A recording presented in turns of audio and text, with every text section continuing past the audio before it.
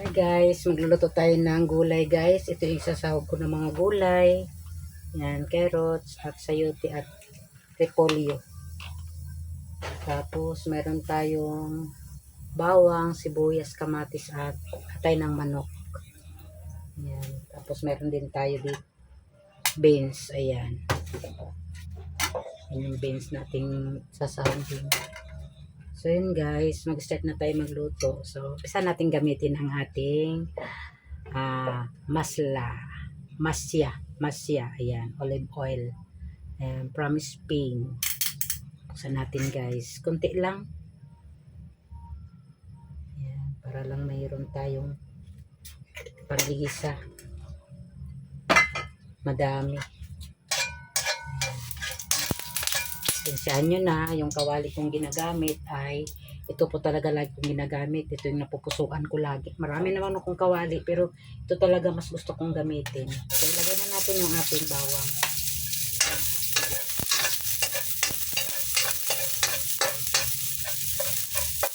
Ilagay na natin yung sibuyas.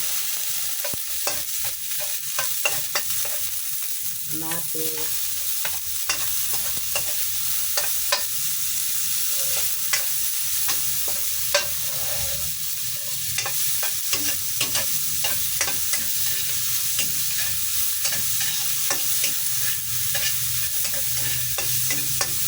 Yung ating atay ng manok.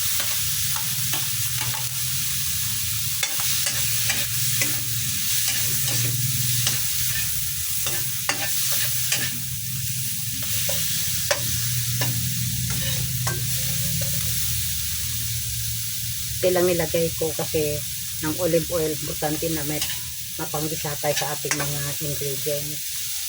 Tapos ilagay na natin yung ating sayote at carrots.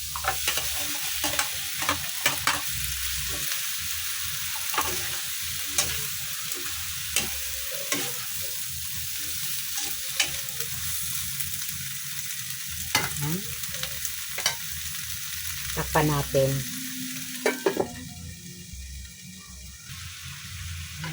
Ilagay natin ang ating gulay ngayon. So ilagay na natin yung ating beans.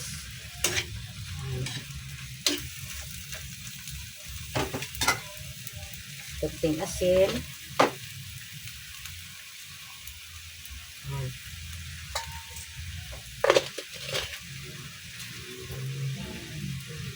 Yung tubig.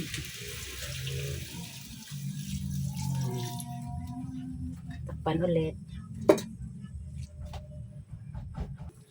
Ayan. Haluin natin. Lalagay tayo ng Knorr chicken at pamintang durog. Ay, hindi pa pala bukas.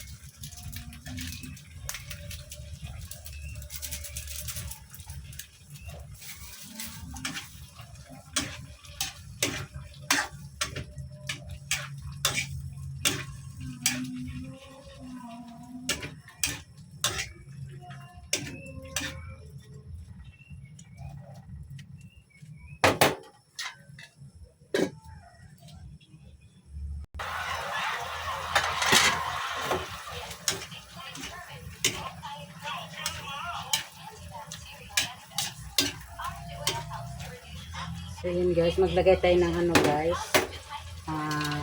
oyster sauce to at saka cornstarch, no? Naghalo ko, tapos maglagay tayo ng tubig. Ayan, isabaw natin dito para lapot yung ating sabaw ng ating gulay.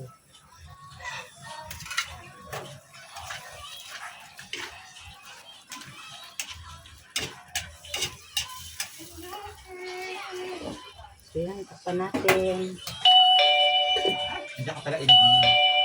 Yan na guys, ilagay na natin yung ating repolyo at may bell pepper pa at pichay bagyo. Yan.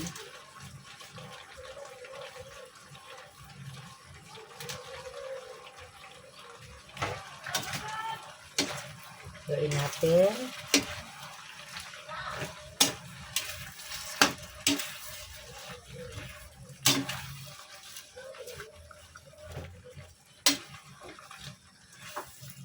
Ayan.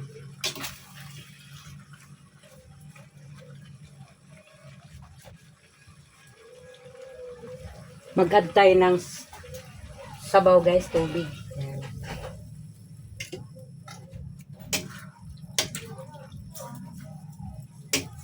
Sarap yung may sabaw. Ayan.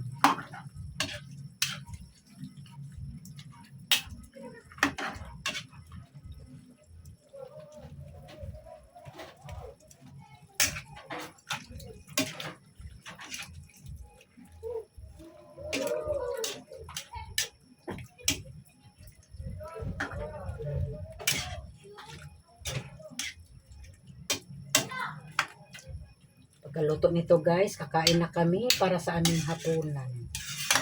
Ayan. Pa natin.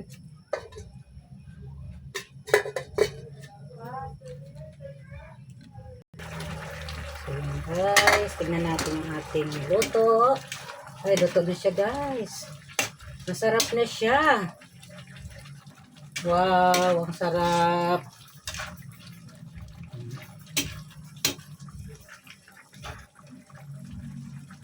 Natin.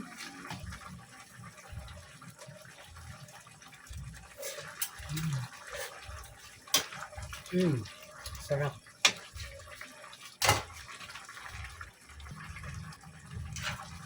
Guys, luto natin gulay.